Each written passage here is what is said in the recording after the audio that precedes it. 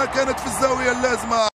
بيبي يسجل ثاني أهداف هذا الموسم للريال، هو الأغلى دون شك عند الدقيقة السابعة من انطلاقة المباراة.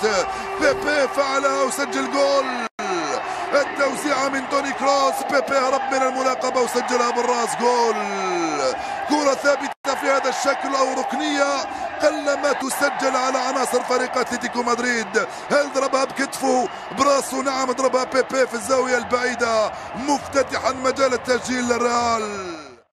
فرانشيسكو خوان فران يرجع لكوكي مرة ثانية، قريب منه كاراسكو، يجد صعوبة في تمريرها، مضطر يرجع للخلف تماما ناحية ستيفن شافيتش. كوكي معاه،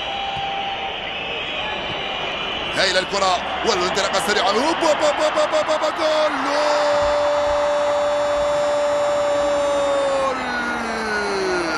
فعلها جريزمان الخداع الماكر، جول في الست دقائق الأخيرة من عمر المباراة. يا لها من تمريرة ويا له من جول.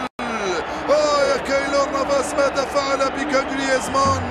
هدف التعديل للاتليتيكو في الست دقائق الأخيرة من عمر المباراة.